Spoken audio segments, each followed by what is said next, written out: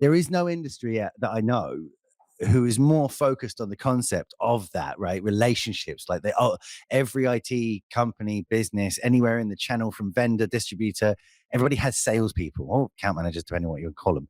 But everyone has salespeople with a target, because the whole industry gets people buy from people. And I know that's the oldest adage in the world, and it's thrown around far too much. But what are you doing on LinkedIn?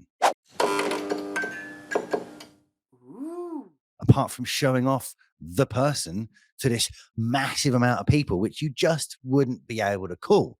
I've seen how many likes, I've seen how many views you get, right? There's no possibility that you could make that many phone calls in a day as you could from the comments, likes, and engagement you get from a video, right? And how many phone calls when you're cold calling, you get through to someone and they're like, yeah, but nice to meet you, I'll keep you on the list. Well, that took you like 8 minutes, 10 minutes, 15 minutes to like get to the point when that CTO or whatever was like, yeah, okay, I like your stuff. Don't need it now, but I like your stuff and I'll talk to you later. And you're like, you can do that, right? You can get to that same point in people's minds from releasing content where they're like, I don't need a firewall. I don't know why firewalls become the thing we're saying, but I don't need a firewall. But when I need a firewall, I know who I'm going to call, because they definitely do that. Like, I don't need to search now. I've got my, that box is ticked, just like I got the accountant ticked and the maintenance guy ticked. When I need this service, I know who I can speak to.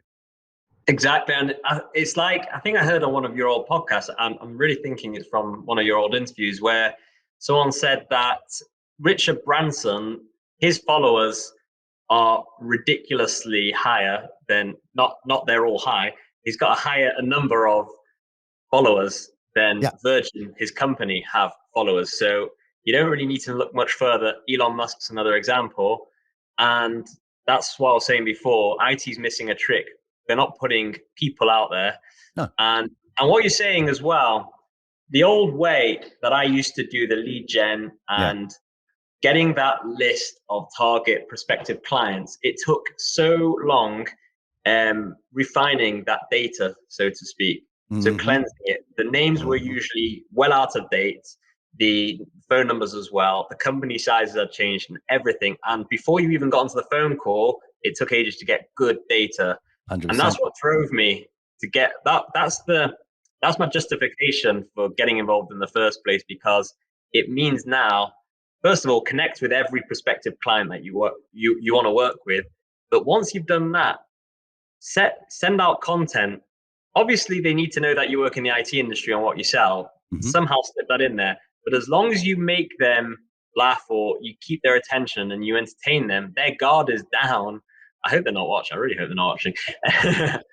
And then you go for the kill. No, and then their guard is down. They'll happily like something that is universally funny. And that's why people might think, well, Harrison, you're in IT, but most of the stuff you post is good fun. It's just jokes and laughs. But you know what? The amount of prospects who turned into clients, or current clients who've forgotten about me, they watch that and now it's not a cold call anymore. It's literally almost a relationship's there. So I've seen that. That's the bit I love, right? When we started releasing videos, I was so shocked that two things happened. Like when it's why it's called the Daily Show, because I was releasing videos daily for like a month or two, I was really trying, but it was impossible to keep up. I had nothing to talk about after about 2 weeks. I was like, oh, hi, tumbleweed, here again. But like the first thing that happened was our existing clients got in touch, like people working with us, on a monthly basis, very happy, sweet, spoke to them 3 days ago type thing. After releasing a few videos, after a couple of weeks, all of them systematically got in touch to be like, I know you're doing really, really well. Can we still, afford to work with you? And I'm like, dude, all I've changed is started releasing videos. Don't you leave. Favorite, you're paying good money. Like, I love you, you love me. Nothing's changed, right? That was the first thing that changed. But the second thing, which is much more useful, and it's the real ROI in the short term of like releasing content. I walked into new business meetings when I don't know the other person. Sometimes that's in an office and you sat there like a numpty, in your suit in the reception thing, looking at every single person as they come by. No, that's not them. That's not them. Are you doing? Yeah, basically just creeping on every single person who walks through the reception, being like, are you my client? But instead they come up and they're like, hi, Jay Ludgrove, how you doing? Good to see you. Yeah. I'm like, come on, sweet. I don't have to like get into a, not that I talk about my cat, but like we don't have to get to the point where we're talking about stuff that we relate to, because they're like, I know you're into this, and like, hey, why aren't you a dog person? I'm a dog. Great, we're in a chat, right? Because they already Yeah, know those yeah. little bits and pieces about me because I'm just releasing that information. It's so cool when that happens. I think my favorite moments when that happens is when you speak to a client or a prospect who you've been talking to for a while and it's not really hit off yet, and they're really serious types, for example. And I like lightening the mood. I can't do like people being serious. I can't do the act anymore. I think it's something when I turned 30, I was like, I can't bother just pretending to be a serious guy anymore. But when I put out this content, I've got people who I've worked with for years, sometimes clients, and they're like, Harrison, that video about guru influencer weirdos was very humorous. I felt a twitch in my mouth. I think it was a smile. Dear Mr. Kauffman, your recent The- video made me amused. yeah, well, that's Regards. an achievement sometimes. But they change their whole, everything changes. And I've not had to initiate that directly. It came about passively. They chose to scroll down the feed. They chose to watch my video. And now the rapport has been made that That's I really couldn't interesting. do traditionally back in the day. Well, that's really interesting. When you start a new business meeting or you're sitting down with someone for the first time, like you're trying to do ebbs and flows of like, how does this person want to react?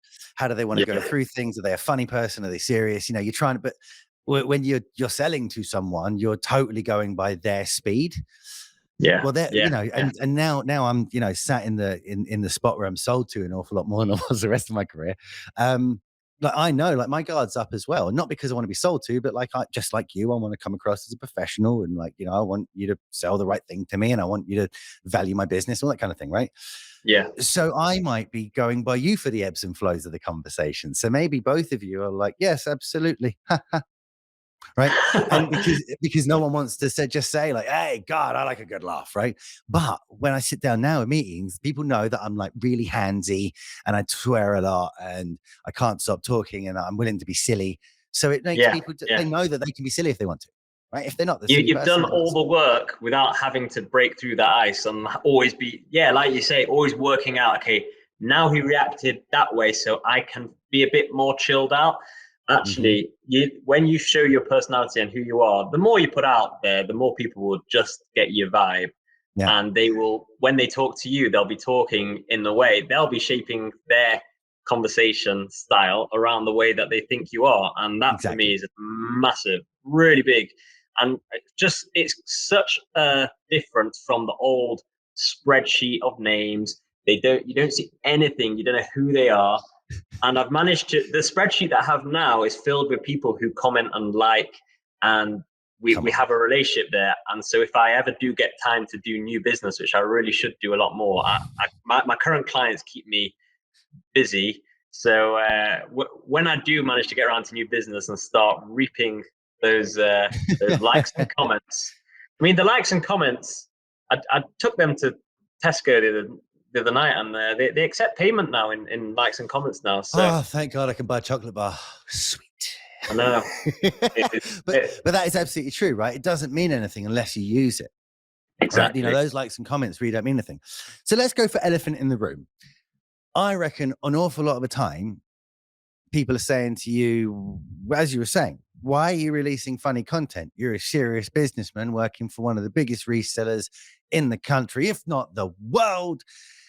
You're a guy selling serious IT solutions, $1 million. $1 But million. you're selling serious solutions to serious people who have serious problems on their list. Like, isn't it unprofessional to be releasing content like this? Don't you lose clients from being yourself out there?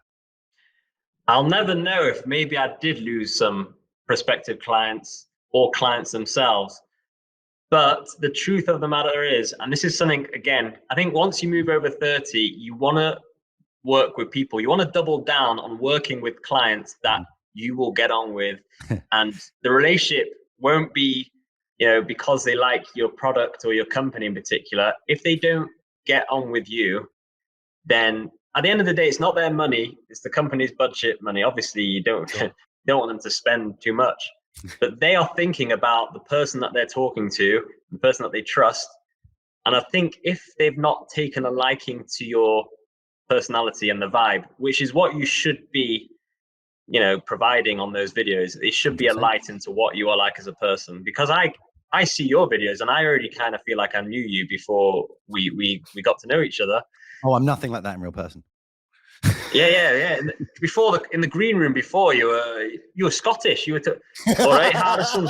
Hey, we'll get this interview done, and then get off here. Yes, you wasted time. Your long black hair. Yeah.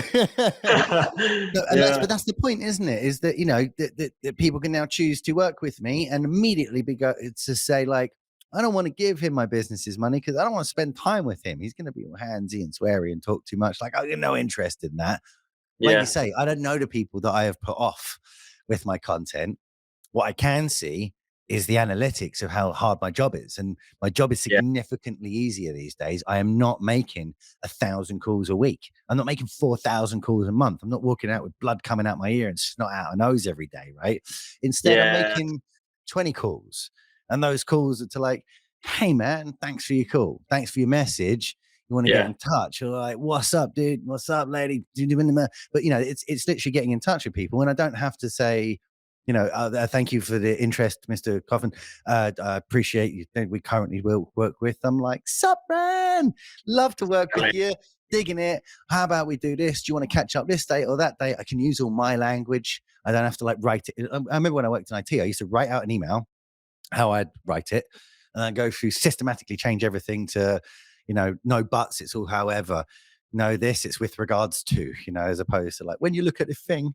I'm like, with regards to the previous, like, it's just not me.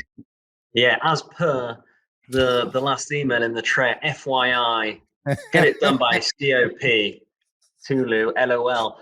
Yeah, but you're right. And also, I think with the whole rapport and the whole kind of banter and all of that stuff, it is really a game changer. But I think for better or for worse, because even if you make some bad content and they didn't like it, I've had some reactions out of that. I had a German client, I think, and I'd done an Arnold Schwarzenegger impression, and he was like, "Clearison, what was that meant to be Arnold Schwarzenegger?"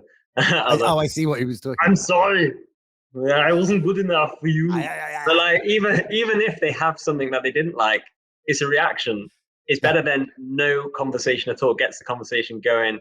You get a bit of emotion in there, and we all know in sales that's good. I've just seen some of the comments as well, and I can see Vic, who's the other guy in IT, and he says I look drawn. Drawn.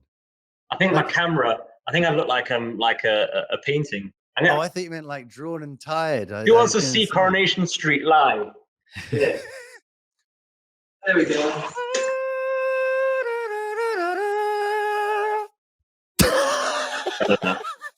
Oh, nice brick. I love The Office. Hendel brick looks like because this is real brick as well.